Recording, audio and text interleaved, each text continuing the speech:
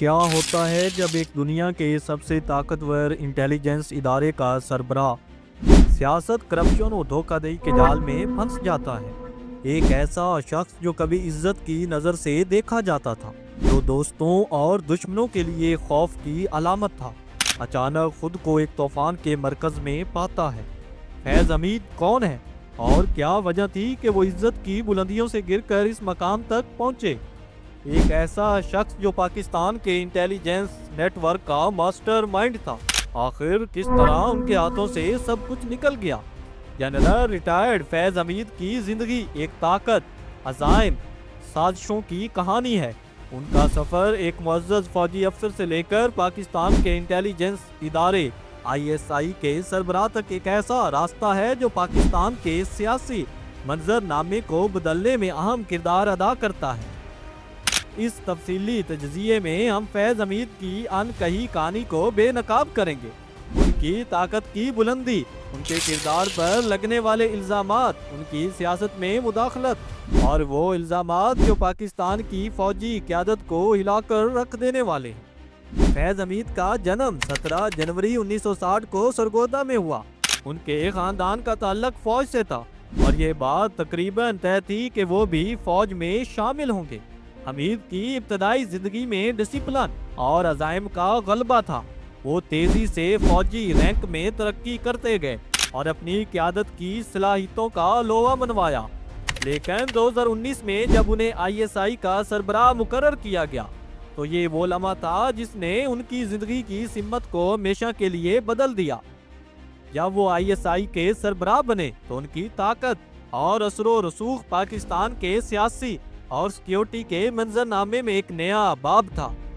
فیض حمید نے پاکستان کے افغانستان میں کردار کو بہتر بنانے میں اہم کردار ادا کیا، خصوصاً طالبان کے ساتھ تعلقات کے حوالے سے۔ جب 2021 میں امریکہ نے افغانستان سے اپنی فوجیں نکالی، فیض حمید کا کردار عام ہو گیا۔ ان کی قیادت میں ISI نے پاکستان کے مفادات کو افغانستان میں محفوظ کرنے کی بھرپور کوشش کی اور وہ اس وقت پاکستان کے سب سے طاقتور جاسوس تھے۔ تاہم طاقت کا یہ سفر کبھی بھی سادہ نہیں رہا۔ فیض حمید کی قیادت کے دوران ان پر کئی سنگین الزامات لگے۔ ان کے سیاسی معاملات میں مداخلت، کرپشن اور اختیارات کا غلط استعمال ان کی زندگی کے متنازع پہلو ہیں۔ ان کے اور سابق وزیر اعظم عمران خان کے درمیان تعلقات بھی ایک اہم موضوع بنے، کیونکہ کہا جاتا ہے کہ فیض حمید نے عمران خان کی حکومت کو مضبوط کرنے کے لیے مختلف سیاسی حربے استعمال کیے۔ 2022 میں فیض حمید نے اپنے عہدے سے استعفیٰ دے دیا اور اس کے بعد ان کے خلاف الزامات کا سلسلہ شروع ہوا۔ ان پر یہ الزام تھا کہ انہوں نے اپنے عہدے کا غلط استعمال کیا اور سیاست میں مداخلت کی۔ اس کے علاوہ ان پر کرپشن کے الزامات بھی لگے، جن میں سب سے نمایاں ٹاپ سٹی ہاؤسنگ سوسائٹی کا کیس تھا۔ اس کیس میں فیض حمید اور ان کے ساتھیوں پر الزام تھا کہ انہوں نے سوسائٹی کے مالک معوذ خان سے رشوت لی۔ 2017 میں ISI کے اہلکاروں اور پاکستان رینجرز نے ٹاپ سٹی کے دفاتر اور معوذ خان کے گھر پر چھاپا مارا، سونا، ہیرے اور دیگر قیمتی سامان کو ضبط کر لیا۔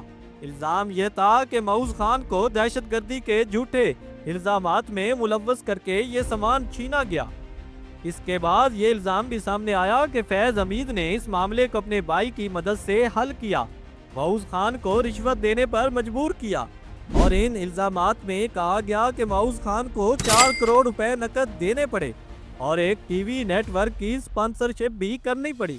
ان الزامات نے فیض حمید کی ساکھ کو بری طرح متاثر کیا اور ان کے خلاف تحقیقات کا آغاز کیا گیا۔ فیض حمید پر ایک اور سنگین الزام ان کے 9 مئی 2023 کے واقعات میں ملوث ہونے کا تھا۔ ان واقعات میں عمران خان کی گرفتاری کے بعد ملک بھر میں ہونے والے ہنگاموں میں فوجی اور عوامی عمارتوں کو شدید نقصان پہنچا۔ یہ الزامات فیض حمید کے سیاسی تعلقات کو مزید پیچیدہ بنا دیتے ہیں، کیونکہ کہا جاتا ہے کہ وہ ان ہنگاموں کے پیچھے تھے۔ ان کی مداخلت نے پاکستان کے سیاسی استحکام کو مزید نقصان پہنچایا۔ فیض حمید کی گرفتاری کے بعد پاکستان کی فوج نے ان کے خلاف کورٹ مارشل کی کارروائی شروع کی۔ یہ پاکستان کی تاریخ کا پہلا موقع تھا جب ایک سابق ISI چیف کے خلاف فوجی عدالت میں مقدمہ چلایا گیا۔ 2023 کے اگست میں کورٹ مارشل کی کارروائی شروع ہوئی اور فیض حمید کی فوجی تحویل میں رکھا گیا۔ ان کی گرفتاری نے پاکستان کے سیاسی اور فوجی حلقوں میں ہلچل مچا دی، کیونکہ وہ ایک ایسا شخص تھے جنہیں پاکستان کا سب سے طاقتور جاسوس سمجھا جاتا تھا۔ ان الزامات کے باوجود فیض حمید کی ISI کے سربراہ کے طور پر خدمات کو نظر انداز نہیں کیا جا سکتا۔ ان کی قیادت میں ISI نے پاکستان کی سیکیورٹی اور دہشت گردی کے خلاف جنگ میں اہم کردار ادا کیا۔ ان کا کردار پاکستان کے لیے ایک طاقتور دفاعی حکمت عملی کی تشکیل میں مددگار ثابت ہوا، لیکن ان کے سیاسی معاملات میں مداخلت اور کرپشن کے الزامات نے ان کی ساکھ کو متاثر کیا۔ فیض حمید کی کہانی صرف ایک شخص کی گر کر پھر سے اٹھنے کی کہانی نہیں ہے، بلکہ یہ پاکستان کے فوجی اور سیاسی منظرنامے میں طاقت، سیاست اور کرپشن کے پیچیدہ تعلقات کو بے نقاب کرتی ہے۔ ان کا معاملہ اس بات کا غماز ہے کہ پاکستان کی فوجی قیادت اور انٹیلیجنس ایجنسیوں کی سیاست میں مداخلت کس طرح ملک کے استحکام کو متاثر کر سکتی ہیں۔ فیض حمید کا مستقبل ابھی تک غیر یقینی ہے۔ ان کے خلاف الزامات سنگین ہیں۔